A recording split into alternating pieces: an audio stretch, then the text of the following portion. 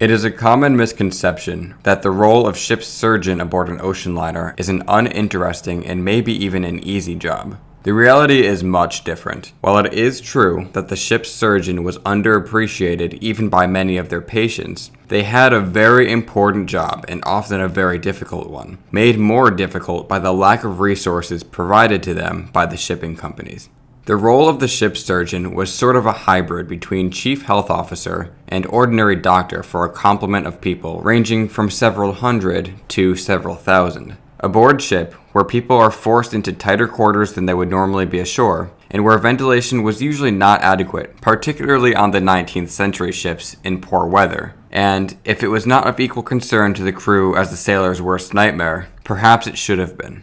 Although steerage and third-class passengers were inspected before boarding the ship at its origin, illness could go undetected and spread on board. Part of the surgeon's job is to maintain the general health of the ship and ensure that as few people as possible were rejected by immigration officials at the destination. Therefore, the ship's surgeon would inspect the ship throughout the voyage, sometimes accompanied by the captain or other officer, in search of unsanitary conditions, improper ventilation, or anything that could generally threaten the health of the passengers and the crew. There are countless instances of diseases such as cholera spreading throughout a ship, and the precautions enacted by the ship's surgeon sought to minimize these risks. If a ship was quarantined by port inspectors, it could be days or weeks before the ship could land, resulting in lost revenue, schedule interruptions, and bad press. But the ship's surgeon was also responsible for the health and well-being of every individual passenger and member of the crew. This is where the job becomes stressful and loses whatever glamour it may have had. Most ships were staffed with just one surgeon, even though there was a wide range of passenger capacities. Ultimately, the medical department on an ocean liner was viewed as an expense to be minimized by the company. The size and preparedness of the medical department is not something that could appear on advertisements, as it is something that few passengers would have cared much about. Those first-class passengers who had particularly demanding medical needs would often bring their own concierge medical professionals on board, and so there is no need to see the ship's surgeon. But even penny-pinching shipping companies could not deny that the ship's surgeon could not do it all by himself, and most had some form of assistance. This assistance often was in the form of stewardess nurses, emphasis on the stewardess.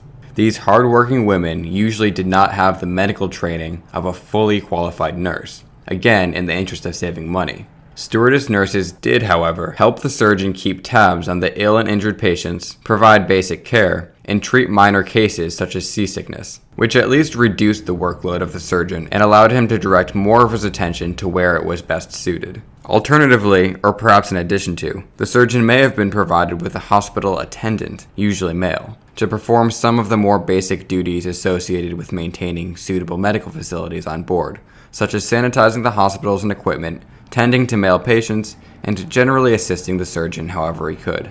The hospital attendant, though, was not able to provide unsupervised care for female patients. This ultimately meant that female third-class patients went without adequate medical attention.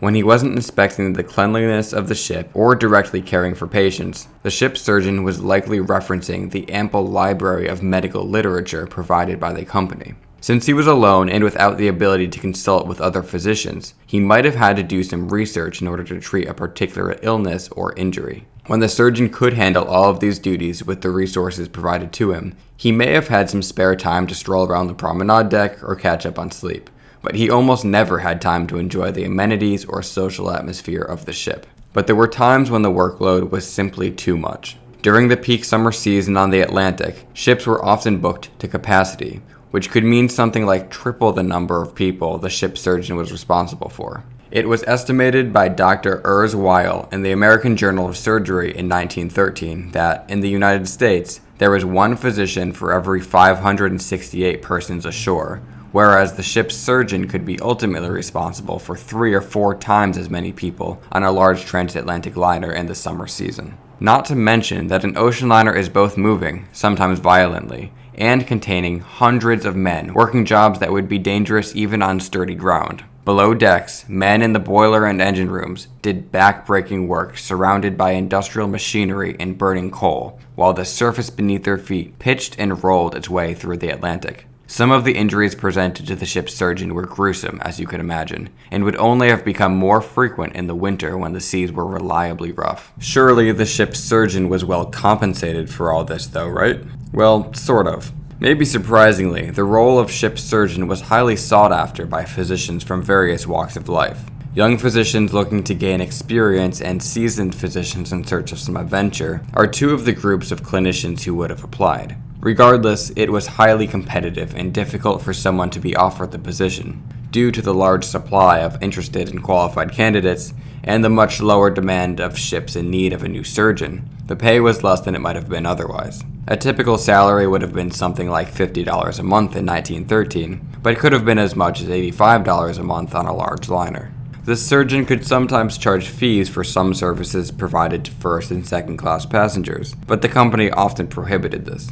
Clearly, the role of ship surgeon was appealing enough to attract more applicants than were needed, but it was undoubtedly a difficult and demanding job with many challenges. Proposals were made to improve both the quality of the care provided and the job itself, such as hiring fully qualified nurses in the place of stewardess nurses, but economic forces prevented sweeping improvements. Nonetheless, ocean liners for the most part got by in terms of medical care, but only with the bare minimum.